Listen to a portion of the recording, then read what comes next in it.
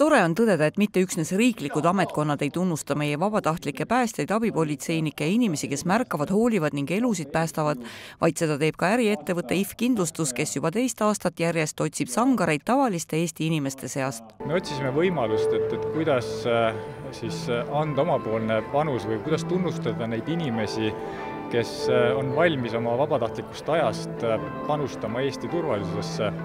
Ja kuidagi ühise arutelu tulemusena siis sellise mõttele me tulime. Aga teisest küljest ka mitte oodata nüüd ainult siis seda, et riik on see, kes paneb tähele neid inimesi, neid sangareid meie hulgas, vaid et on eraettevõte, kes on valmis sellisele heale asjale õla alla panema.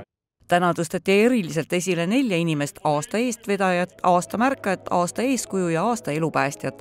Aasta elupäästja räägibki oma loo, kuidas ta kuulis appihüüdeid ja nägi, et inimesed on põlevas majas lõksus. Astusin sisse majja ja siis seal juba olid ema, kellel oli nägu tahmane ja juuksed ära põlend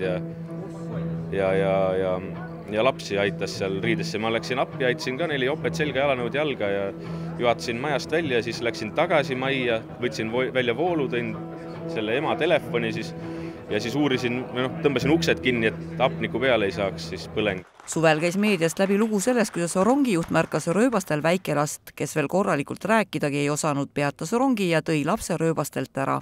Обычный рабочий день был. Я вел поезд из Таллина в Пяскула, депо, и случайно издалека уже увидел, что какой-то маленький ребенок, что-то даже не поверил, что это может быть, смотрел сразу, где-то может быть родители или кто-то старший брат или сестра, но никого не было, и я заранее остановил поезд, боялся, чтобы встречного поезда не было. Päästeameti juht Kuno Tammearu ütleb, et turvalisus algab meist endist, kuidas me käitume, kui turvalised on meie kodud ja kogukonnad. Eesti inimene on hooliv. Et väga sagedasti öeldakse, et Eesti inimene ei hooli teisest Eesti inimesest, aga tegelikult, kui mina vaatan ja kuulan ka neid tänaseid lugusid, need palju muid lugusid, mida kui Päästeamet korraldab tänuüritusi, siis aina rohkem on neid lugusid ja tõesti see on südant soojendav, et selliseid inimesi meil on.